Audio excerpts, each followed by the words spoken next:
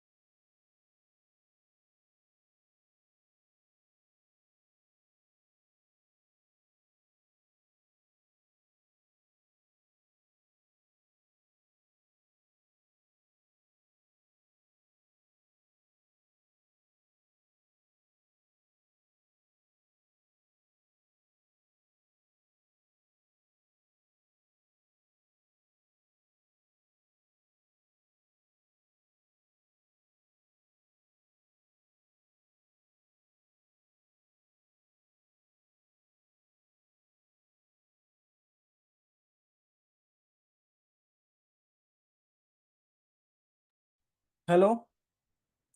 हाँ, तो मैं बोला था कि एप्लीकेशन सॉफ्टवेयर को यूज करके I can perform a specific task, specific operation.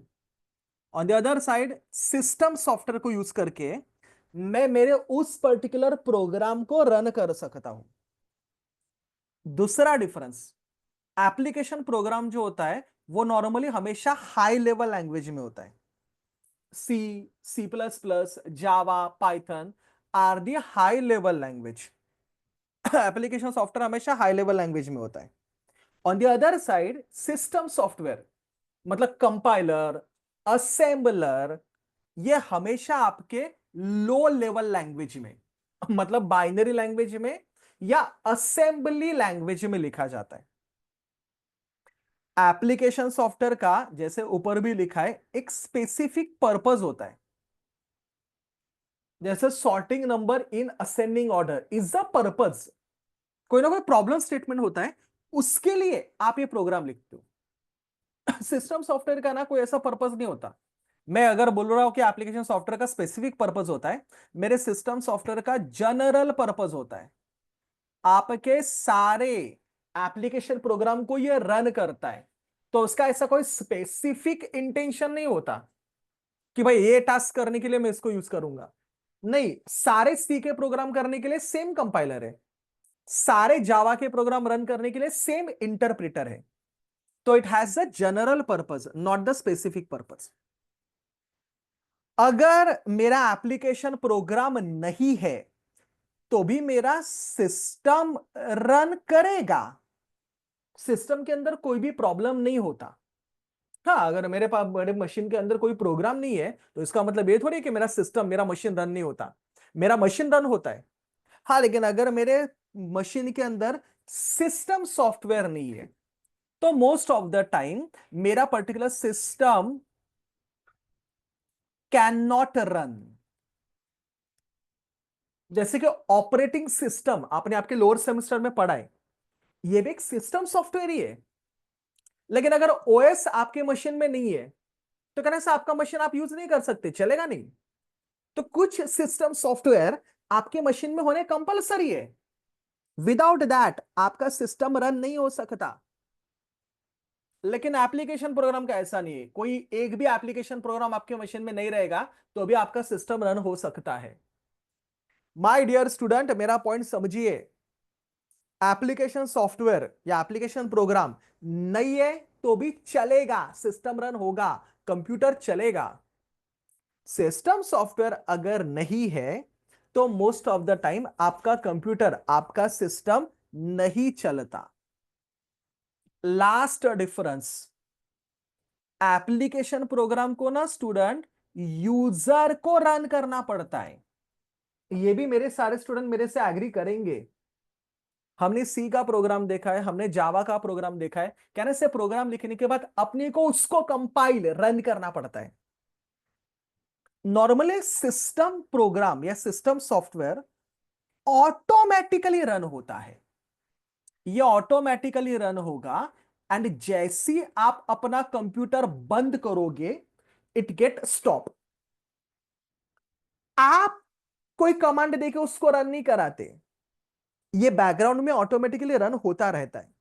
Same example, operating system OS आपने पढ़ा है, OS is a system software. आपको नहीं बोलना पड़ता ओएस रन हो, या आपको उसको कंपाइल रन नहीं करना पड़ता। जैसे मशीन ऑन करोगे वो ऑटोमेटिकली रन होगा, जैसे मशीन बंद करोगे वो बंद हो जाएगा। ऐसे पर्टिकुलर सॉफ्टवेयर को मैं बोलता हूं सिस्टम सॉफ्टवेयर या सिस्टम प्रोग्राम। तो स्टूडेंट, ये दो टाइप के प्रोग्राम्स अपने सिलेबस में है। एप्लीकेशन प्रोग्राम या एप्लीकेशन सॉफ्टवेयर आपने अभी तक पढ़े, सी, C plus plus, Java, Python, internet programming, ये सारे एप्लीकेशन प्रोग्राम थे।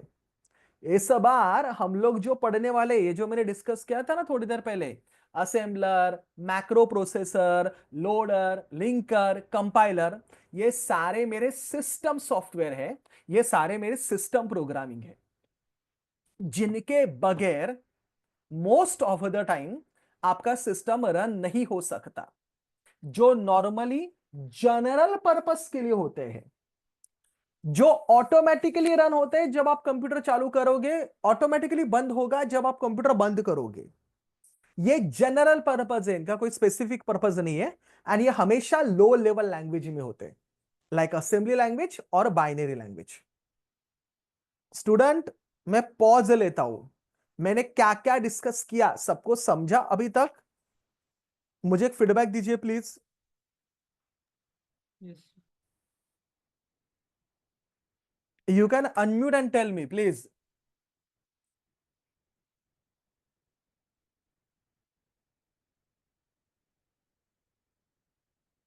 JVM is a system software.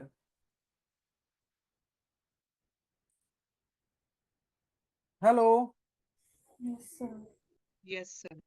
Okay यार, जैसे आपने में से बहुत सारे स्टूडेंट मेरे से पढ़े, मैं अगेन आपको रेकमेंड करूंगा कि जो भी इधर आपको सिखाऊंगा, you please right in your notebook. Ultimately subject के अंदर काफी सारे प्रॉब्लम्स हैं, हम लोग अगर अपने हाथ से वो लिखेंगे ना तो तो फिर स्टेप्स भी याद रहेंगे, और फिर प्रॉब्लम कैसे सॉल्व हुआ वो भी आप अपने हिसाब से थोड़ा सा रफ वर्क में लिख सकते हो।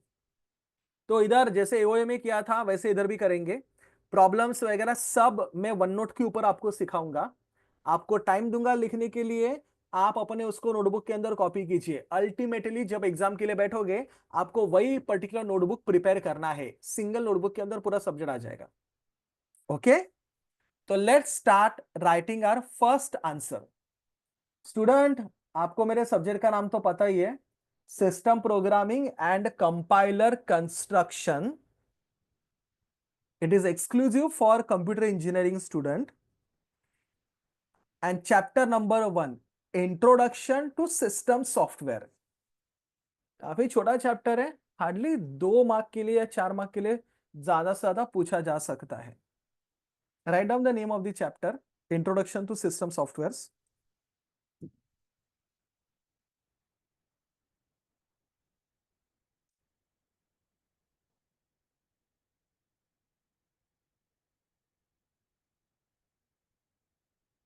And first, what is application program and system program? Please write down the answer.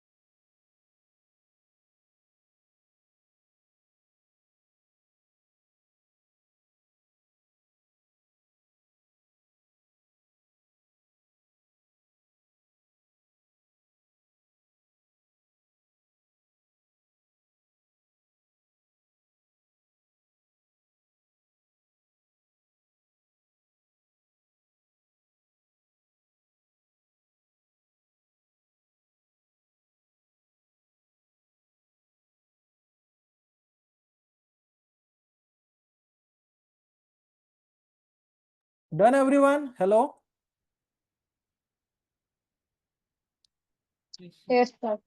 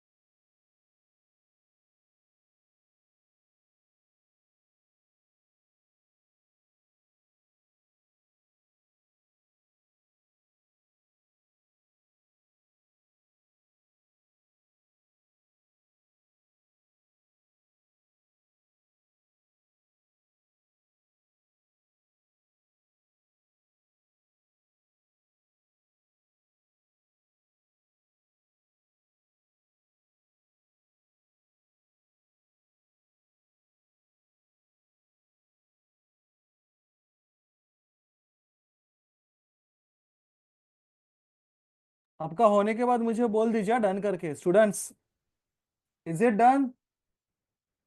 Yes, sir. Okay. तो जैसे आप सबको भी आइडिया आ गया रहेगा, इस सब्जेक्ट में अपना जो मेन फोकस है वो सिस्टम सॉफ्टवेयर या सिस्टम प्रोग्राम्स के ऊपर है। अपने पहले चैप्टर में जैसे मैंने बोला, अपने को बस कुछ कुछ डेफिनेशंस देखने हैं। अपने पहले चैप्टर में हम लोग उन्हीं कुछ सिस्टम सॉफ्टवेयर को, कुछ सिस्टम प्रोग्राम्स को देखने वाले हैं। अच्छा, सिस्टम प्रोग्राम बोलूंगा तो भी चलेगा, सिस्टम सॉफ्टवेयर से बोलूंगा तो भी चलेगा।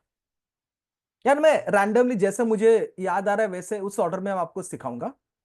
जो मेरा सबसे पहला सिस्टम सॉफ्टवेयर है या सिस्टम प्रोग्राम है, that is called as a translator. Translator नाम से ही पता चलता है, ट्रांसलेटर आपके एक प्रोग्राम को दूसरे प्रोग्राम में या प्रोग्राम को एक लैंग्वेज से दूसरे प्रोग्रामिंग लैंग्वेज में कन्वर्ट करता है। तो फॉर एग्जाम्पल, सपोज मेरा program 1, let's say suppose C language में, और इसको मुझे कन्वर्ट करना है प्रोग्राम 2 में, जो कि सपोज मेरा असेंबली लैंग्वेज में है। तो मेरे सी लैंग्वेज के प्रोग्राम को असेंबली लैंग्वेज, वो असेंबली हो सकता है, वो सी प्लस प्लस लैंग्वेज हो सकता है, वो जावा हो सकता है, कोई भी दूसरा प्रोग्रामिंग लैंग्वेज। तो मेरे प्रोग्राम को एक लैंग्वेज से दूसरे लैंग्वेज में कन्वर्ट करने का काम मेरा ट्रांसलेटर करता है। Translator will convert a program from one language to another language. इसी ट्रांसलेटर के दो टाइप्स है जो काफी प्रोमिनेंटली हम लोग अपने इस पर्टिकुलर सब्जेक्ट के अंदर पढ़ने वाले हैं। स्टूडेंट, ट्रांसलेटर का जो सबसे पहला टाइप हम लोग देखने वाले हैं, that is called as assembler. और ट्रांसलेटर का जो सेकंड टाइप हम लोग देखने वाले हैं, that is called as compiler. आपने नोटिस किया रहेगा ना, ये मेरे चैप्टर के नाम भी है, असेंबलर कंपाइलर। अच्छा, उसमें से मुझे लगता है कंपाइलर क्या करता है ये मेरे सारे स्टूडेंट को पहले से पता है। हमने सी के अंदर, जावा के अंदर कंपाइलर का वर्किंग पढ़ा है। नॉर्मली आपको सबको पता है, मैं जो भी प्रोग्राम लिखता हूं, मैं प्रोग्राम हमेशा हाई लेवल लैंग्वेज में लिखता हूं। C, C plus plus, Java are the high level language only. लेकिन प्रोग्राम जिसके लिए लिखता हूं, उस कंप्यूटर को हाई लेवल लैंग्वेज नहीं समझ में आता। वी ऑल नो ना स्टूडेंट, कंप्यूटर को हमेशा समझ में आता है low level language, machine code language, binary code language. एक सेकंड, मेरे कंप्यूटर को हमेशा समझ में आता है low level language, binary code language, machine code language. तो समवन शुड बी देयर जो मेरे हाई लेवल लैंग्वेज को लो लेवल लैंग्वेज में कन्वर्ट करेगा, and that is done by the compiler.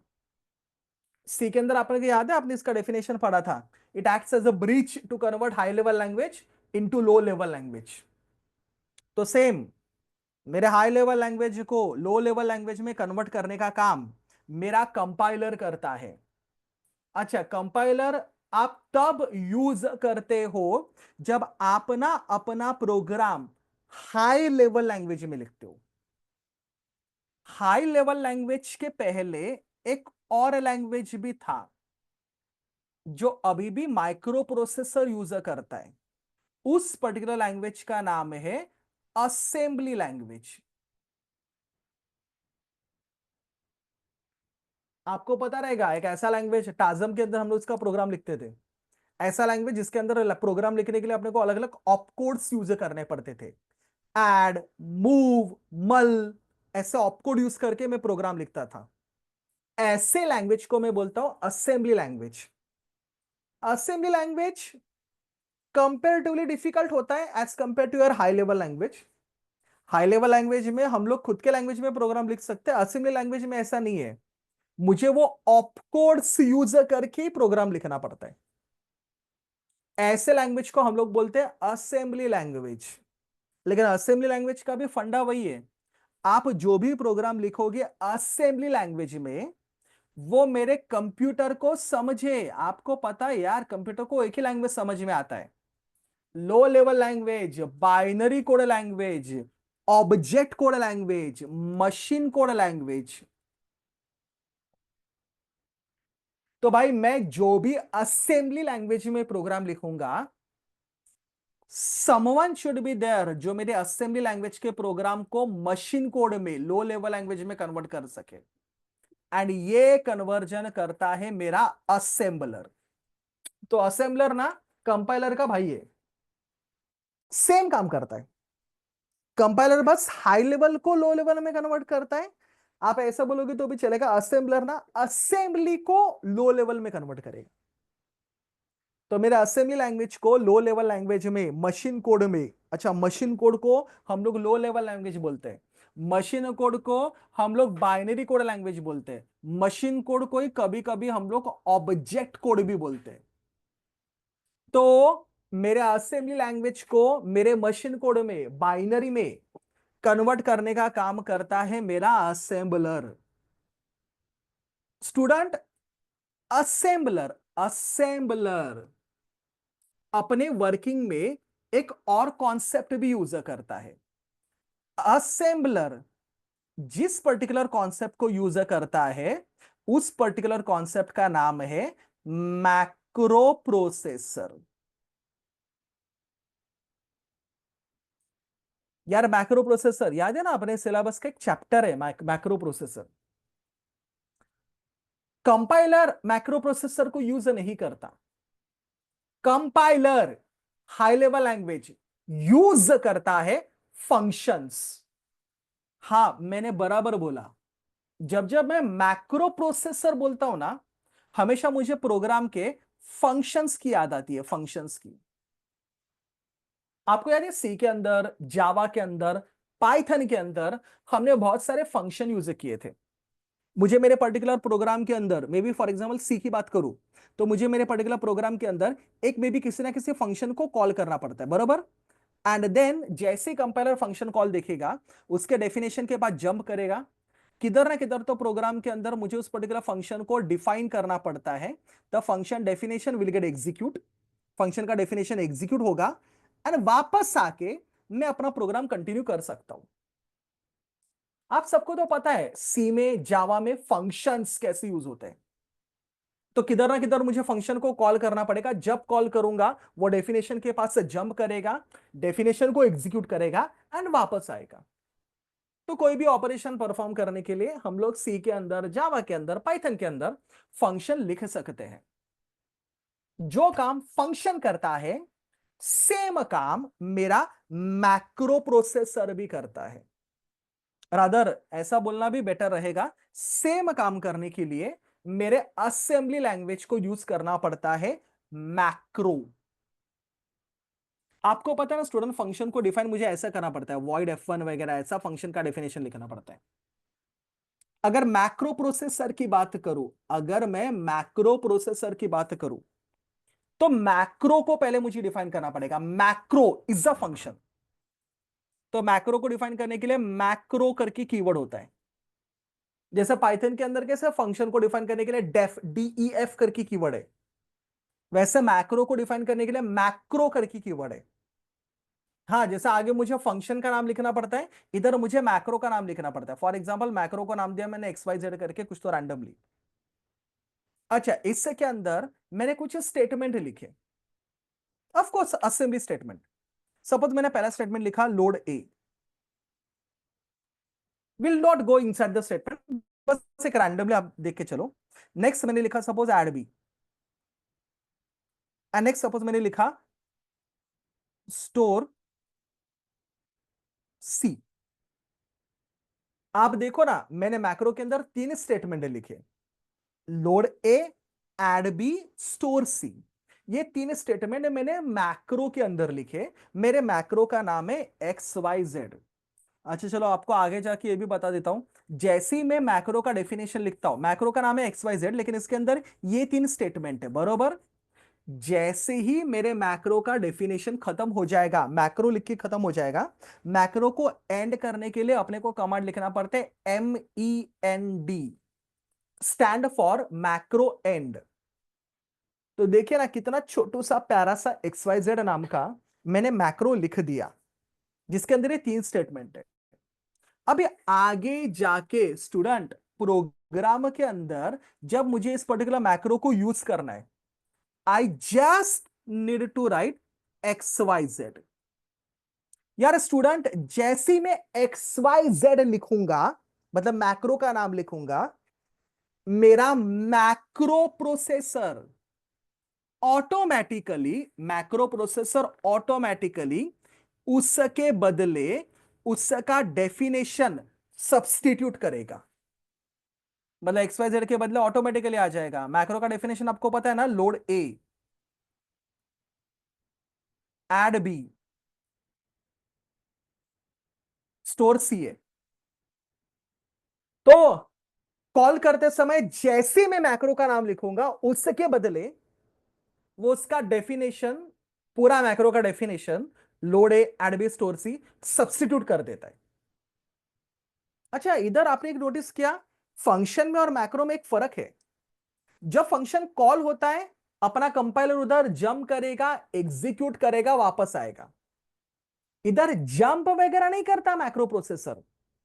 Macro processor क्या करता है, उस पर्टिकुलर मैक्रो के नाम को डायरेक्ट उसके डेफिनेशन के साथ रिप्लेस कर देगा। तो जिधर जिधर आप एक्स वाई जेड लिखोगे, उधर डायरेक्टली डेफिनेशन से रिप्लेस हो जाएगा वो। तो जंप करेगा, एग्जीक्यूट करेगा, वापस आएगा ना।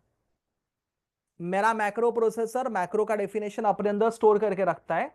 जब जब आप मैक्रो का नाम बुलाओगे, उस नाम के बदले वो डेफिनेशन को सब्स्टिट्यूट करेगा, डायरेक्ट रिप्लेस करेगा। That is the use of macro processor. Of course उसके लिए कंस्टेंट है कि आपका जो मैक्रो का डेफिनेशन है वो ज्यादा बड़ा नहीं हो सकता। मैक्रो का डेफिनेशन कुछ स्मॉल नंबर ऑफ स्टेटमेंट का ही हो सकता है। जैसे अपने मैक्रो के डेफिनेशन के अंदर आप देखो ना, 3 ही स्टेटमेंट है। ऐसा छोटा मैक्रो का डेफिनेशन ही हो सकता है। आप बड़े बड़े मैक्रो के डेफिनेशन नहीं लिख सकते, क्योंकि मैक्रो प्रोसेसर को वो डेफिनेशन अपने अंदर स्टोर करना पड़ता है। और जब मैक्रो का नाम आएगा, वो डेफिनेशन को सीधा सीधा वहां पे रिप्लेस कर देता है। ये करने के लिए, मतलब मैक्रो को उसके डेफिनेशन से रिप्लेस करने के लिए, मैं यूज करता हूं मैक्रो प्रोसेसर। मैक्रो प्रोसेसर हम सब जानते हैं, मैं नॉर्मली कंपाइलर के साथ यूज नहीं करता। असेंबली लैंग्वेज में हम लोग इसको यूज करते हैं। असेंबली लैंग्वेज में जब जब कोई मैक्रो लिखेंगे एंड जब जब मैक्रो को कॉल करेंगे, फिर उस कॉल को मैक्रो डेफिनेशन से रिप्लेस करने के लिए अपने को लगता है मैक्रो प्रोसेसर। मुझे लगता है यार, ये 4 जो है ना, वो मेरे इंपॉर्टेंट सिस्टम सॉफ्टवेयर है। नेमली ट्रांसलेटर, उसके अंदर ये 2 आते हैं, assembler and compiler. And assembler के अंदर हम लोग यूज करते हैं macro processor. Apart from them, मुझे 2-3 और इंपॉर्टेंट सिस्टम सॉफ्टवेयर देखने। जो मेरा नेक्स्ट इंपॉर्टेंट सिस्टम सॉफ्टवेयर है, उस सिस्टम सॉफ्टवेयर या सिस्टम प्रोग्राम का नाम है लिंकर। अच्छा, लिंकर क्या करता है सर? आपको पता है ना स्टूडेंट, आपका असेंबलर, आपका कंपाइलर अल्टीमेटली आपके असेंबली लैंग्वेज को, हाई लेवल लैंग्वेज को कैन से मशीन कोड में कन्वर्ट करता है। एग्री? दोनों का इनपुट अलग अलग है, लेकिन दोनों का आउटपुट एक ही है। मशीन लैंग्वेज, लो level language, binary code language, object code language. तो आप असेंबलर यूज करो या आप कंपाइलर यूज करो, कहने से अल्टीमेटली जो आपको रिजल्ट मिलेगा वो रहेगा आपका ऑब्जेक्ट कोड।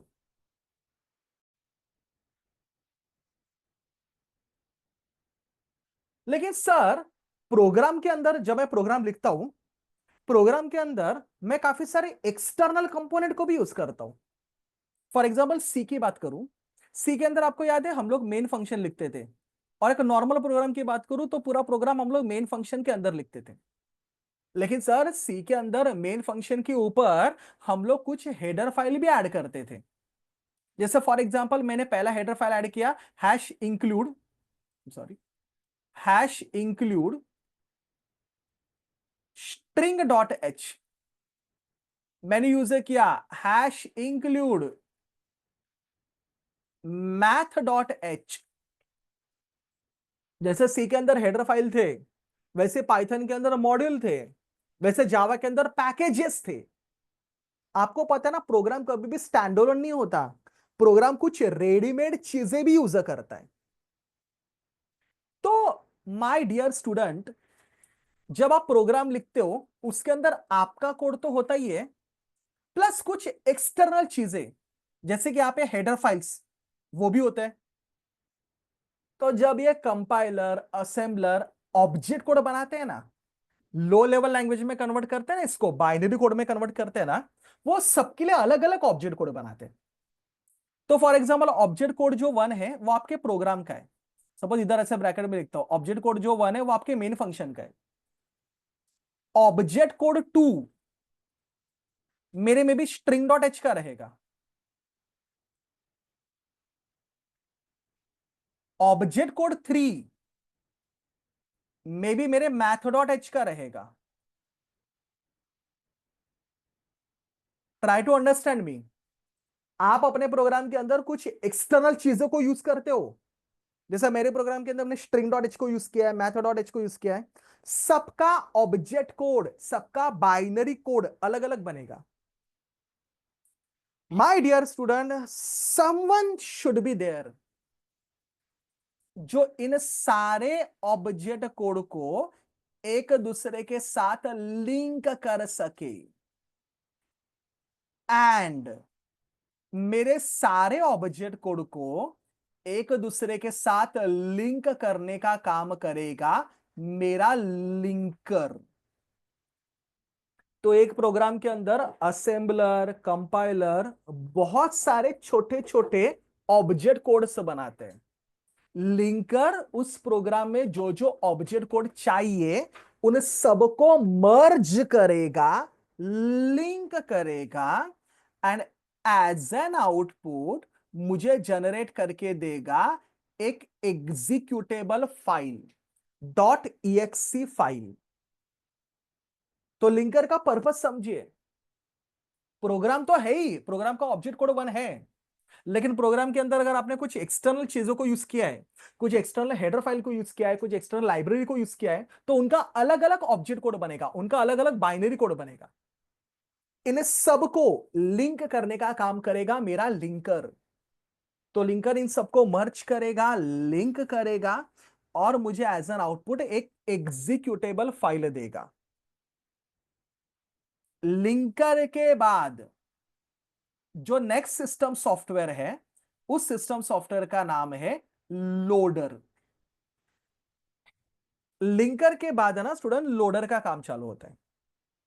लिंकर जैसे आपने देखा, सारे ऑब्जेक्ट कोड को एक दूसरे के साथ लिंक करेगा। लिंकर जिन ऑब्जेक्ट कोड को एक दूसरे के साथ लिंक करके मुझे डॉट EXE फाइल देगा, उसी डॉट EXE फाइल को आपका लोडर मेरे मेन मेमोरी के अंदर लोड करेगा, so that my program will get executed. तो प्रोग्राम को एग्जीक्यूट करने के लिए जो EXE फाइल बनता है ना बाय लिंकर, उसको मेन मेमोरी के अंदर स्टोर करने का, मेन मेमोरी के अंदर लोड करने का, तब जाके आपका प्रोग्राम रन हो सकता है। ये काम करेगा मेरा लोडर। तो एकदम डायग्राम में एकदम क्लियर कट पता चल रहा है लिंकर क्या कर रहा है, लोडर क्या कर रहा है। Am I clear student up till now?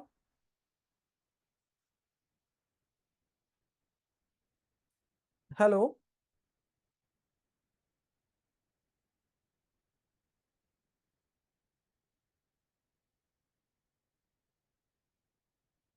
मैंने अभी तक आपको ट्रांसलेटर बताया, translator same as that of assembler and compiler.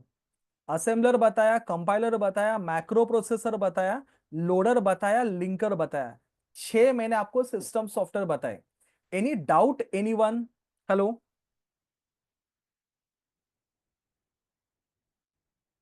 I am not able to hear you. Can anyone please unmute and tell me? कुछ डाउट है? Clear है? Yes.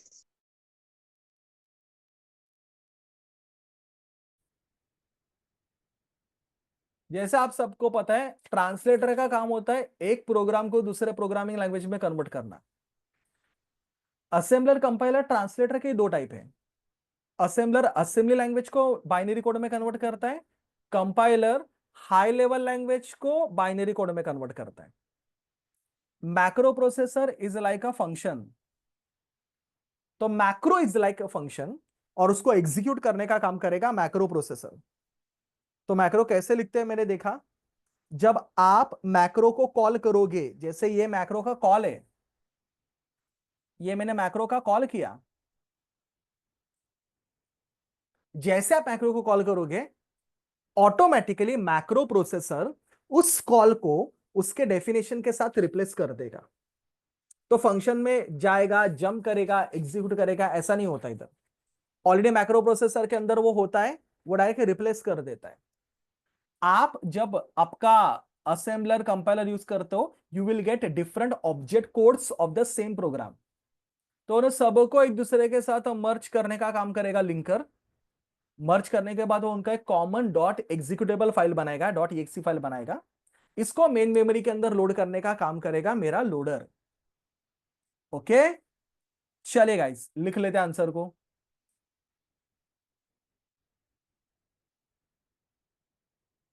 Sequence आगे पीछे हो सकता है, बट 7 सिस्टम प्रोग्राम्स है। लिखिए चलिए।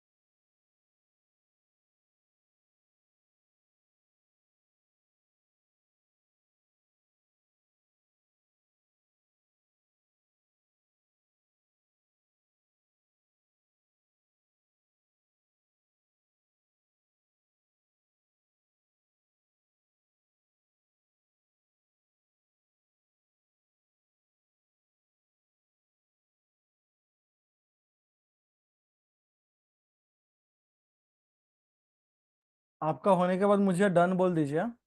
Is it done? डेफिनेशन लिखिए, नीचे वाला डायग्राम भी बना दीजिए। Yes, sir.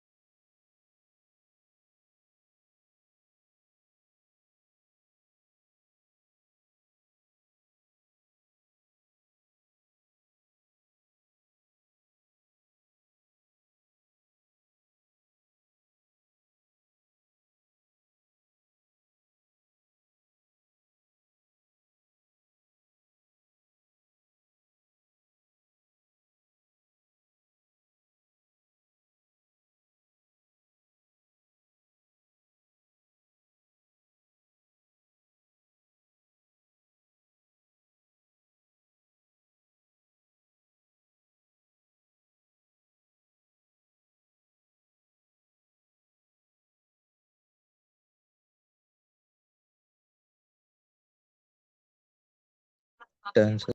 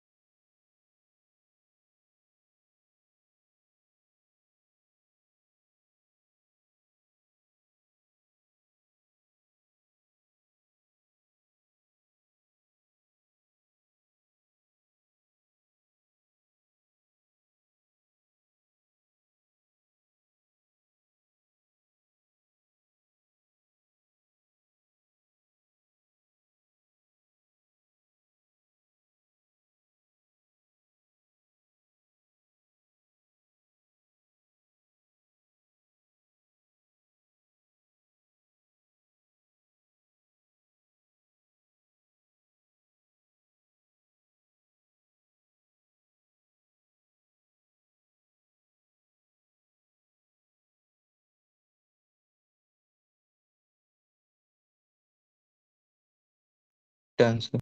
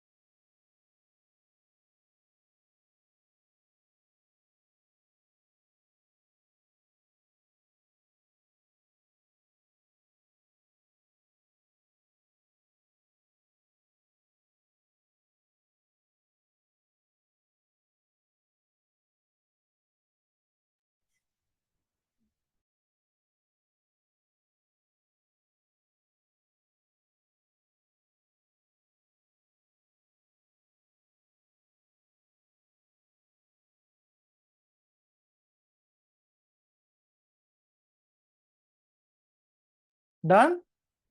Yes, sir.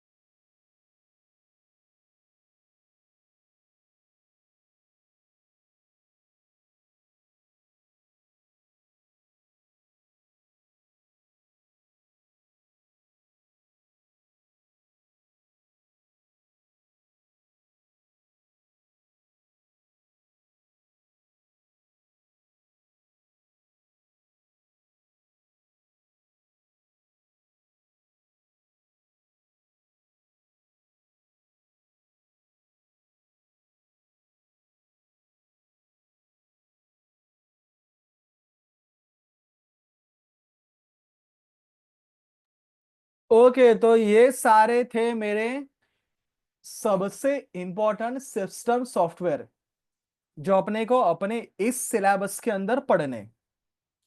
Apart from them कुछ और भी सिस्टम सॉफ्टवेयर हैं, चलो उनका डेफिनेशन भी अपने सिलेबस में है, तो उनका डेफिनेशन भी कंप्लीट कर लेते हैं।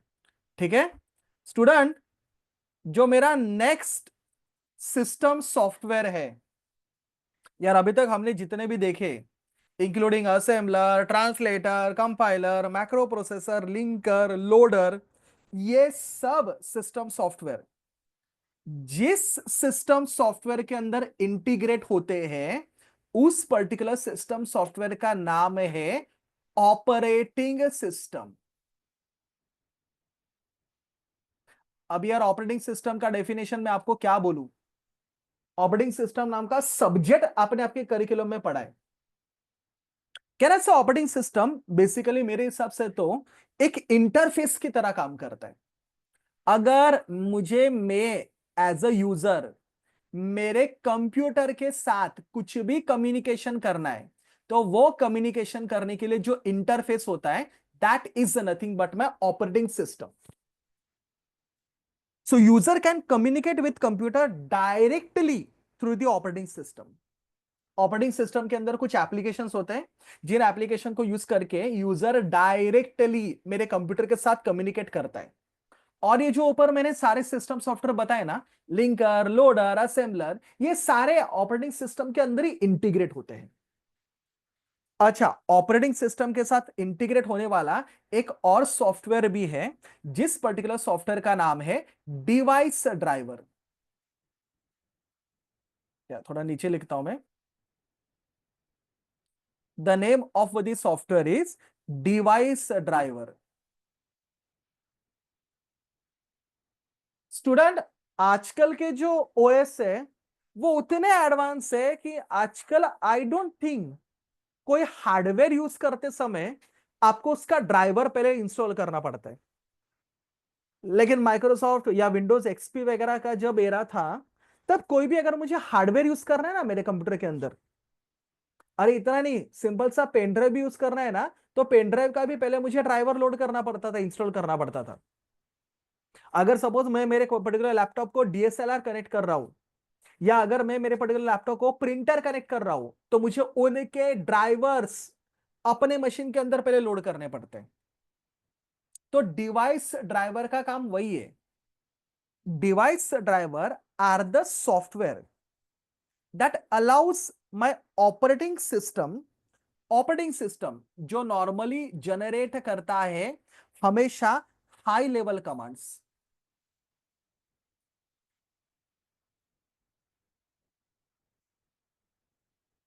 डिवाइस ड्राइवर उस हाई लेवल कमांड को कन्वर्ट करेगा हार्डवेयर स्पेसिफिक कमांड्स में, एंड वो ट्रांसफर करेगा मेरे पर्टिकुलर हार्डवेयर को। तो ऑपरेटिंग सिस्टम आपके हार्डवेयर के साथ कम्युनिकेट कर सके, इसके लिए हाई लेवल कमांड को हार्डवेयर स्पेसिफिक कमांड में कन्वर्ट करने का काम करेगा मेरा डिवाइस ड्राइवर। तो डिवाइस ड्राइवर कन्वर्ट दोस कमांड्स। बेसिकली इसका सिंपल लैंग्वेज में मतलब यही है, सो दैट मेरा ओएस मेरे हार्डवेयर को यूज कर सके, मेरा ओएस मेरे हार्डवेयर के साथ कम्युनिकेट कर सके। तो ऑपरेटिंग सिस्टम का काम, ऑपरेटिंग सिस्टम नॉर्मली जनरेट करेगा high level command, device driver उसको हार्डवेयर स्पेसिफिक कमांड में कन्वर्ट करेगा, so that hardware can understand that command and hardware can work properly. So that is the use of my device driver. OS का hardware के साथ communication करवाना। अच्छा, इन दोनों के अलावा जो नेक्स्ट मेरा सिस्टम सॉफ्टवेयर आपको पढ़ाना है, उस पर्टिकुलर सॉफ्टवेयर का नाम है एडिटर्स। अगेन इसके बारे में क्या बोलूं यार, एडिटर मतलब सबको पता है, एडिटर मतलब बेसिकली वो सॉफ्टवेयर जिसके अंदर मैं अपना सोर्स कोड लिख सकता हूं, जहां पे मैं अपना सोर्स कोड लिख सकता हूं किसी भी पर्टिकुलर लैंग्वेज में, उस पर्टिकुलर सॉफ्टवेयर को मैं बोलूंगा एडिटर। जैसे कि सिंपल एग्जांपल बोलूं तो आपका टर्बो सी प्लस प्लस, या आपका डेव सी प्लस प्लस जो हमने सी के लिए यूज किया था, आपका नोटपैड जो हम लोग जावा के लिए यूज करते थे, या आपका नेटबीन्स जो जावा के लिए यूज करते थे, ऑल आर एडिटर्स जिनके अंदर मैं सोर्स कोड लिख सकता हूं एंड उन पर्टिकुलर सोर्स कोड को मैं रन एग्जीक्यूट कर सकता हूं। ऐसे सॉफ्टवेयर को मैं बोलूंगा एडिटर। एंड जो मेरा लास्ट सिस्टम सॉफ्टवेयर है, उस पर्टिकुलर सिस्टम सॉफ्टवेयर का नाम है डीबगर्स। डीबगर का काम क्या पता है? आपका कंपाइलर, आपका असेंबलर आपके पर्टिकुलर प्रोग्राम को मशीन कोड में कन्वर्ट करता है। मैं कंपाइलर का एग्जांपल लेता हूं, चलो। हम सबको पता है कंपाइलर मेरे सोर्स कोड को मशीन कोड में कन्वर्ट करता है, लेकिन अगर मेरे पर्टिकुलर प्रोग्राम में कुछ मिस्टेक्स है तो मेरा कंपाइलर एरर्स को जनरेट करता है। नॉर्मली स्टूडेंट, कंपाइलर जो एरर्स जनरेट करता है that is not understandable by the user. Compiler जो एरर जनरेट करता है वो यूजर को समझ में नहीं आते, तो कंपाइलर जो एरर जनरेट करता है उनको रीडेबल फॉर्म में कन्वर्ट करने का काम करता है मेरा डीबगर। जो आपको पूरा प्रॉपर मैसेज दिखाई देता है ना, सेमीकोलन मिसिंग या closing bracket missing, opening bracket missing, ये जो एरर्स होते हैं ह्यूमन रीडेबल फॉर्म में जो आपके सामने आते हैं, वो एक्चुअली जनरेट करता है मेरा डीबगर। कंपाइलर अपने हिसाब से एरर्स को जनरेट करेगा, डीबगर उनको अपने ह्यूमन अंडरस्टैंडेबल फॉर्म में कन्वर्ट करेगा, and that is the use of debugger. तो मैंने अभी आपके सामने 4 नए सिस्टम सॉफ्टवेयर रखे, अल्दो अपने सिलेबस के अंदर हम लोग उनको यूज नहीं करने वाले, बट यस अपने सिलेबस के अंदर है, अपने फर्स्ट चैप्टर के अंदर इनका डेफिनेशन अपने को पढ़ना है। ऑपरेटिंग सिस्टम हम सब जानते हैं, इट्स अ सिस्टम सॉफ्टवेयर जिसको यूज करके यूजर कंप्यूटर के साथ कम्युनिकेट कर सकता है। डिवाइस ड्राइवर मेरे हार्डवेयर के साथ कम्युनिकेट करने के लिए मेरे हाई लेवल कमांड को हार्डवेयर स्पेसिफिक कमांड में कन्वर्ट करने का काम करेगा मेरा डिवाइस ड्राइवर। एडिटर जहां पे मैं अपना सोर्स कोड लिख सकता हूं जिसको कंपाइल रन बाद में हम लोग कर सकते हैं। डीबगर जो मेरे एरर्स को ना ह्यूमन अंडरस्टैंडेबल या ह्यूमन रीडेबल फॉर्म में कन्वर्ट करता है, सो दैट हम लोग उसको रीड कर सकते हैं, हम लोग उसको एंटिसिपेट कर सकते हैं, समझ सकते हैं। तो ये मेरे लास्ट के 4 सिस्टम सॉफ्टवेयर है। Am I clear? Yes. Hello, anyone any doubt in this? चलिए then will write down the answers.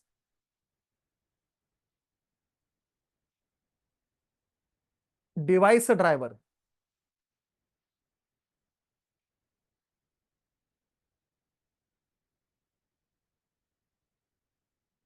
Motor ना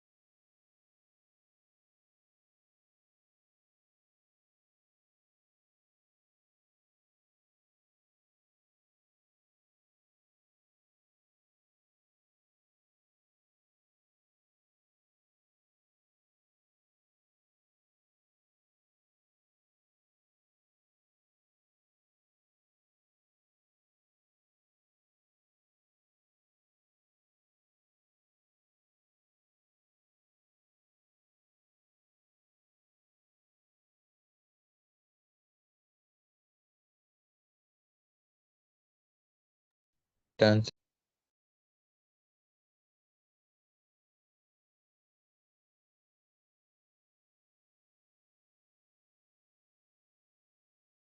बस तो फिर यहाँ पे खत्म होता है मेरा चैप्टर नंबर 1। मैंने बोला ना, हार्डली 2 या 4 मार्क के लिए मैक्स टू मैक्स ये चैप्टर पूछा जाएगा। नेक्स्ट लेक्चर से हम लोग अपना चैप्टर 2 मॉड्यूल 2 स्टार्ट करेंगे, जिस पर्टिकुलर मॉड्यूल का नाम रहेगा असेंबलर। ओके स्टूडेंट, तो the first lecture will stop here for today, will continue from next week. चलिए, bye everyone, take care, thank you, you all can leave, and happy Makar Sankranti to all of you. Thank you, sir. Bye, sir. Thank you, bye.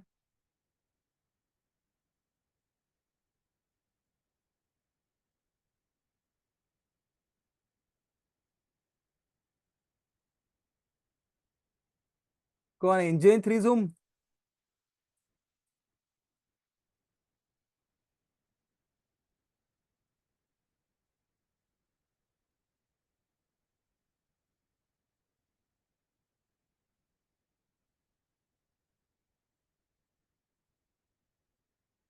Assembler, translator, linker, loader, ये सारे system programming है अली, all are system programmes.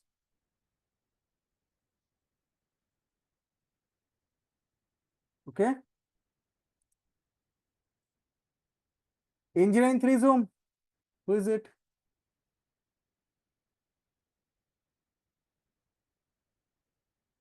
चलिए, you all can leave, thank you.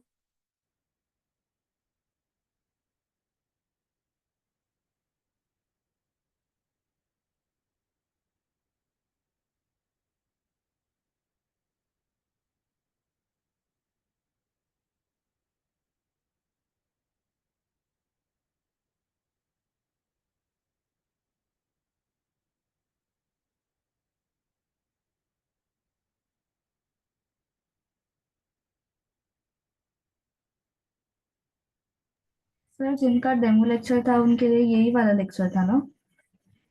हाँ, जिनका demo lecture था वो यही वाला लेक्चर है। नेक्स्ट टाइम से you need to join take कर, दैट हाँ लेक्चर। ठीक है।